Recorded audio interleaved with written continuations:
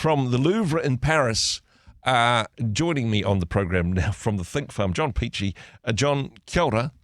Bonjour, bonjour. Yes, Paris is looking lovely this time of the evening Wouldn't it or be? morning, Wouldn't as it the be case. nice? Paris in the springtime. I hear it's a thing, but not this year. Maybe, maybe next, John. Maybe never. I don't know. But have you been to Paris? Is that something you've done in your lifetime so far?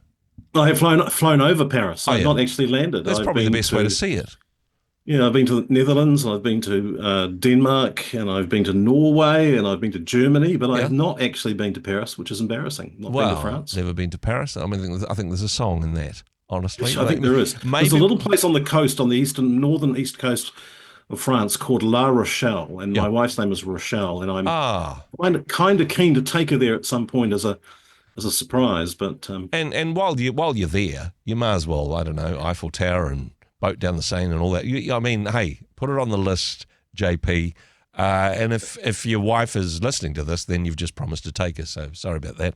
But no, we're focusing in on a certain painting in Louvre that's got your attention, and it's a bit of a there's a Christian theme to this one. Paint the picture for us, John.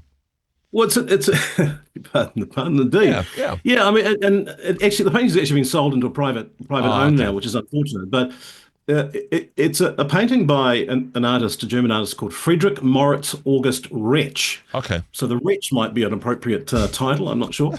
But it's the painting is popularly known as Checkmate. And it's a picture of Satan playing chess with a man for his soul. So it's a Oh, very somber yeah. kind of a topic of this painting, and very interesting. And painted, a couple of hundred years ago, so it's certainly not new. But the story is that this kind of captivating painting of a man playing chess with the devil, with Satan, and his head is in his hands, and he feels like he's about to get a walloping, that he's about to be beaten, and the stakes are his soul in the game. Yeah.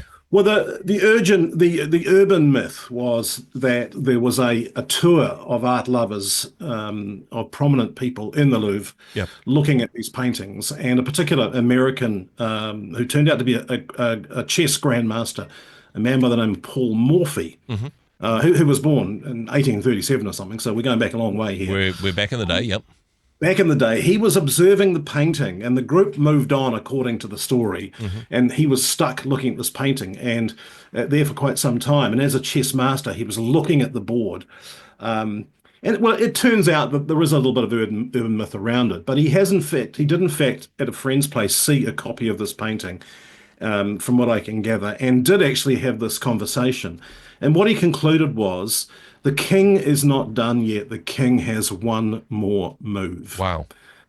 And I think it's a very, very powerful metaphor. And I heard someone preaching on this, and they were American and very energetic, shall we say, but the message was fantastic. Is that, you might feel, I mean, people listening right now, Andrew, might feel like they're backed into a corner. Yeah.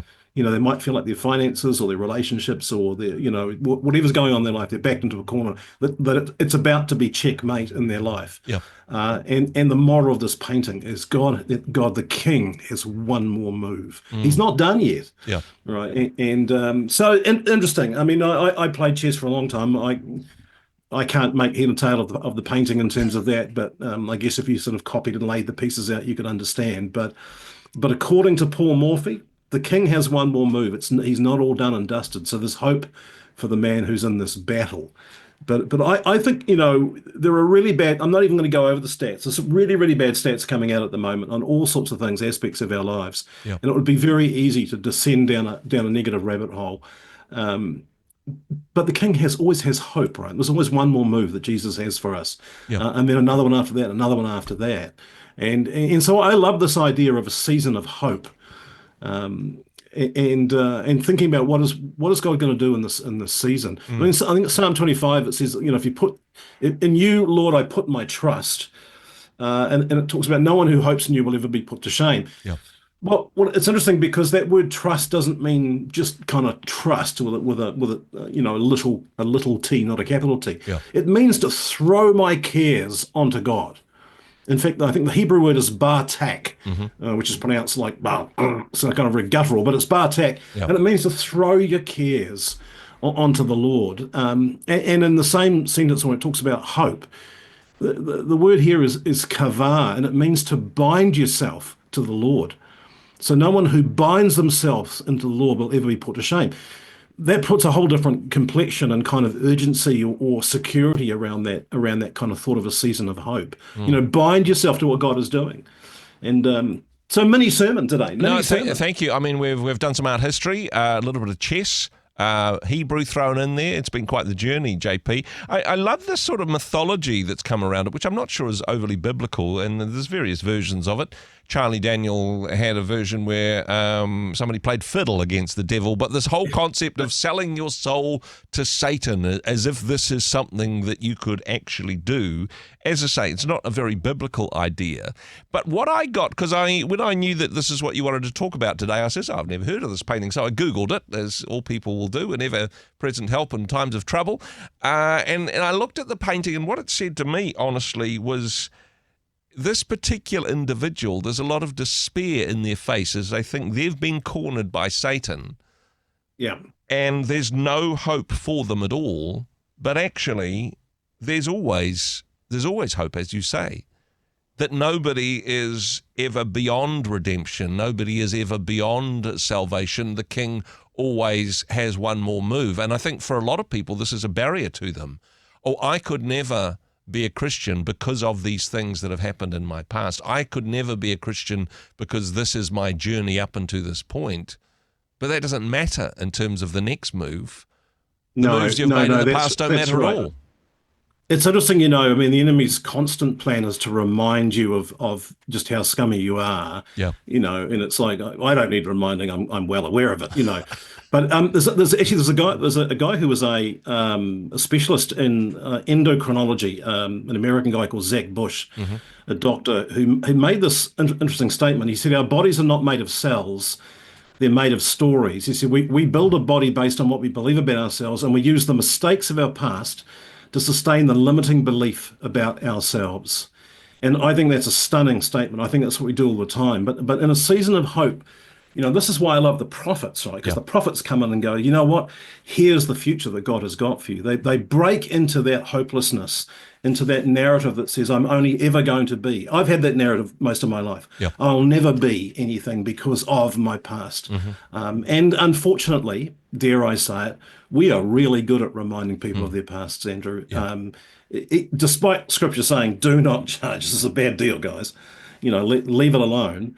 We're really good at reminding people, and it's kind of like the enemy doesn't even need to do it because we're really good at doing it ourselves. Yeah.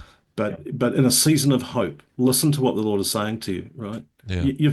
I mean, God is paraphrasing.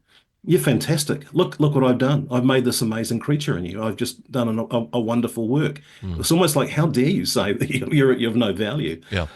Because just it's the song, isn't it? I'm gonna sit back and watch you move. Right? Yeah, so, exactly. And mixing metaphors a little bit, but when you feel like you're painted into a corner, knock on the door. Seriously.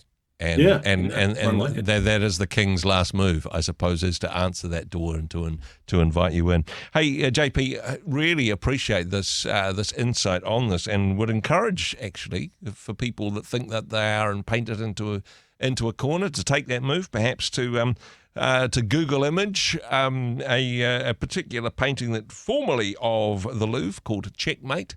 But I also encourage people to find out more at thethinkfarm.org about the work that you do, and in particular the People Mechanics podcast. JP, thank you for your ministry. Thanks for joining us.